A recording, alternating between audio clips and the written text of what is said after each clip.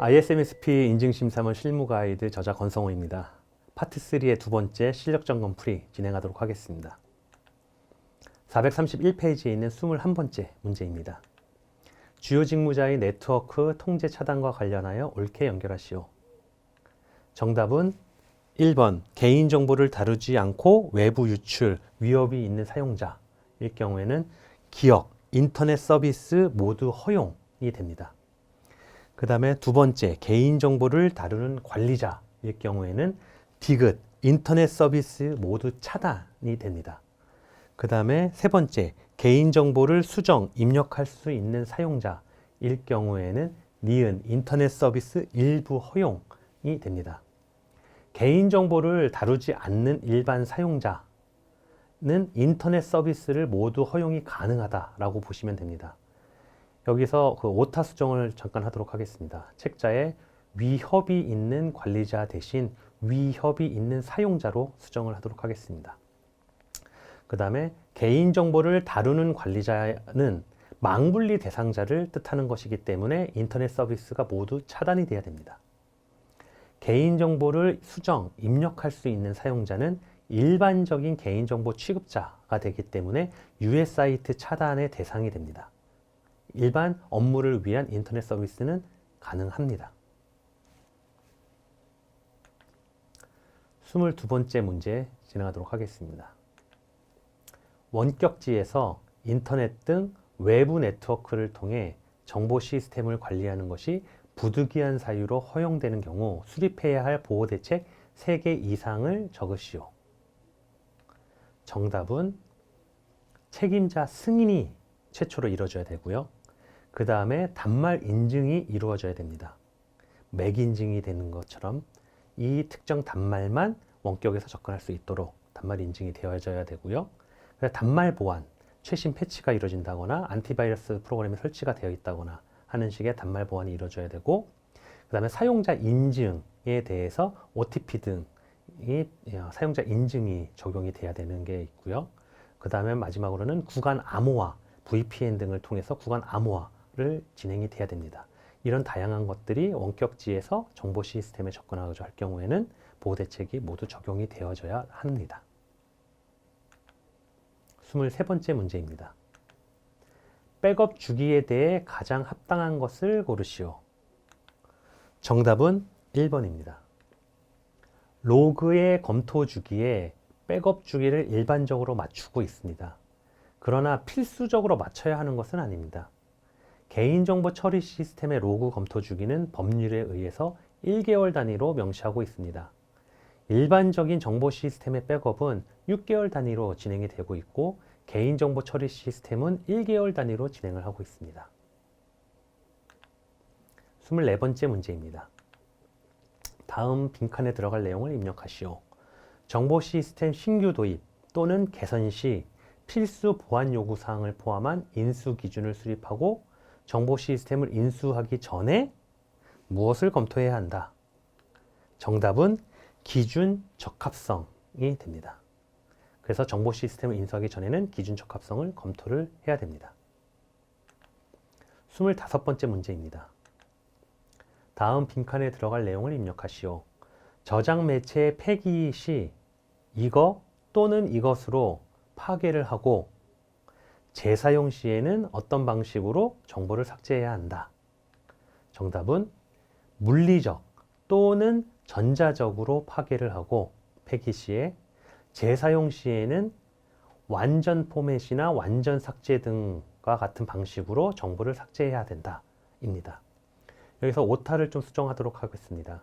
책자에 사용 시에는 이라는 대신 좀 더 명확한 표현을 위해서 재사용 시에는 으로 변경을 하도록 하겠습니다. 26번 문제입니다. 개인정보보호법에 따라 몇 건의 개인정보가 침해 사고 발생했을 때 관계기관에 통지를 해야 하는가? 정답은 1000건 이상입니다. 정통망법, 정보보호통신 및 이용촉진 등에 관한 법률에는 한 건 이상이라도 침해 사고 발생했을 때는 통지하도록 되어져 있습니다. 그렇지만 개인정보법상에는 1000건 이상으로 명시가 되어져 있습니다. 27번 문제입니다. 장애, 치매, 재해에 대한 가장 잘 설명한 것을 찾으시오. 정답은 1번이 되겠습니다. 장애는 주로 내부 사용자의 실수에 의해 일어나는 것으로 짧은 시간 안에 복구 대응이 가능한 것입니다. 치매는 주로 내 외부의 악의적인 공격에 의해 일어나며 복구나 대응에 일정 시간이 소요가 되고 있습니다. 재해는 자연재해 또는 내부인의 실수 등에 의해 주로 일어나는데 복구나 대응에 많은 시간이 소요가 됩니다. 28번째 문제입니다. 치매 사고에 관련한 내용으로 가장 옳지 않은 것은 정답은 3번이 되겠습니다. 치매 사고를 일으키는 유형은 매우 다양하기에 대응 절차 또한 상이할 수밖에 없습니다. 치매 사고 대응 완료 후에는 관련 조직 및 인력의 원인, 대응 현황 및 보완 대책 등을 공유를 해야 되고 추가적인 관련 사고가 발생하지 않도록 해야 합니다. 치매 사고 발생 시 경중에 따라 복구 또는 대응 후 분석을 진행할 수도 있습니다. 치매 사고 대응은 중앙 집중적인 대응 체계를 통해 신속하게 대응하도록 하고 있습니다. 29번째 문제입니다. 다음 중 치매 사고 발생 시 결과 보고서에 포함되어야 할 사항으로 가장 부족한 것은 무엇일까요? 정답은 3번입니다. 모니터링 절차는 치매 사고 발생 전에 관련된 것으로 치매 사고 결과 보고서와 직접적인 관련이 있다고 보기는 없습니다. 그렇기 때문에 가장 부족한 것으로는 모니터링 절차가 되겠습니다. 30번째 문제입니다.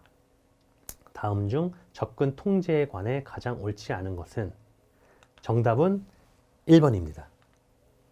계정 및 권한의 삭제를 해당 정보 시스템의 관리자가 임의 수행하면 안 됩니다. 접근 통제 권한은 업무에 최적화된 최소한의 권한을 부여해 주어야 합니다. 외부인에게 내부 정보 시스템에 대한 접근 권한을 부여할 경우에는 책임자의 승인을 득해야 합니다. 31번째 문제입니다. 자연재해나 화재, 붕괴 등의 사고 발생 시 적시에 복구가 가능하도록 기업의 건물에서 멀리 떨어진 거리에 백업 데이터를 보관하는 방법을 무엇이라고 할까요? 정답은 소산 백업입니다. 32번째 문제입니다. 다음 중 아래 내용에 해당하는 것을 고르시오. 비인가된 접근을 방지하기 위하여 별도의 출입 통제 장치 또는 감시 시스템이 설치된 장소에 출입할 경우 직원 카드와 같은 출입증이 필요한 장소. 정답은 3번입니다. 통제구역이란 내부 직원 중에서도 특정 인원만이 접근할 수 있는 공간을 말하며 일반적으로는 네트워크실 이런 것들을 갖다가 표현을 합니다. 접경구역이란 외부인 누구나 접근할 수 있는 공간을 말합니다. 제한구역이란 일반적으로 내부 직원이 근무하는 사무공간을 말하며 사무공간에 외부인이 들어올 수 없도록 통제하여야 합니다. 외부인이 제한구역에 출입 시에는 출입증을 발급하거나 이와 유사한 통제수단을 적용을 해야 합니다. 보호구역이란 이런 접경구역, 제한구역, 통제구역 등 조직에 존재하는 물리적인 구역을 모두 표현하는 것입니다. 33번째 문제입니다. 인터넷과 같은 외부 네트워크를 통한 정보 시스템의 원격 운영은 원칙적으로 금지하고 있으나 부득이하게 허용하는 경우에 이행되어야 할 대책으로 가장 적합하지 않은 것을 고르시오. 정답은 3번이 되겠습니다. 원격 접근이 가능한 사용자 계정에 대한 접근 권한의 사용 기간은 특정 지어서 일시적으로만 사용을 해야 됩니다. 34번째 문제입니다. 이용자와 사용자의 차이점이 무엇인지 서술하시오. 정답은 이용자라 함은 고객, 회원 등 외부에서 서비스를 사용하기 위해 접근하는 자를 말합니다. 사용자는 내부 직원 등 회사 내부에서 서비스를 제공하기 위해 접근하는 자를 말합니다. 35번째 문제입니다. 인적 자원 부족 등의 이유로 직무 분리가 어려울 경우 별도의 보안 통제를 마련해야 하는데 이때 별도의 보안 통제에 가장 적합하지 않은 것을 고르시오. 정답은 4번입니다. 부서장도 직무분리의 대상이기 때문에 적합하게 직무분리가 이루어져야 합니다. 36번째 문제입니다. ISMS-P 인증 기준에서 개발 업무에 포함되지 않는 것을 고르시오. 정답은 5번입니다. 패치 관리는 개발 업무보다는 운영 업무 부분에 더 가깝습니다. 37번째 문제입니다. 침해 사고 발생 시 일반적인 대응 체계의 순서로 가장 적합한 것을 고르시오. 정답은 6번입니다. 사고가 발생한 후 일반적으로 선보고한 다음에 후 처리를 진행을 하고 있습니다. 38번째 문제입니다. 운영에 대한 설명 중 가장 옳지 않은 것을 고르시오. 정답은 2번입니다. 정보 시스템에 대한 취약점을 실시간으로 확인하는 것은 일반적인 기업에 적합하지가 않습니다. 일반적으로는 기술적 취약점 점검은 연 1회 이상 진행하도록 하고 있습니다. 39번째 문제입니다. 방화벽과 VPN, 가상사설망이라고 하는 것이 어떤 용도인지에 대해 간략히 서술하시오. 정답으로 방화벽은 외부망과 내부망을 분리하거나 특정 망과 망 간의 위치에서 네트워크망을 분리, 그리고 망 간 통신을 통제하는 데 사용하는 것을 방화벽이라고 합니다. 그 다음에 VPN은 외부망에서의 접근을 논리적으로 내부망화하여 내부망에서 연결된 것처럼 지원하는 솔루션이라고 생각하시면 됩니다. 40번째 문제입니다. 휴대용 저장 매체의 보안, 관리와 가장 적합하지 않은 것을 고르시오. 정답은 4번입니다. 일반적으로 휴대용 저장 매체 사용 등에 대한 책임은 실사용자에게 부여가 됩니다. 그리고 모든 사용자에게 동일하게 부여가 되지는 않습니다. 이것으로 파트 3 업무 관련 분야별 세부 설명 두 번째 실력 점검 문제를 마치도록 하겠습니다. 감사합니다.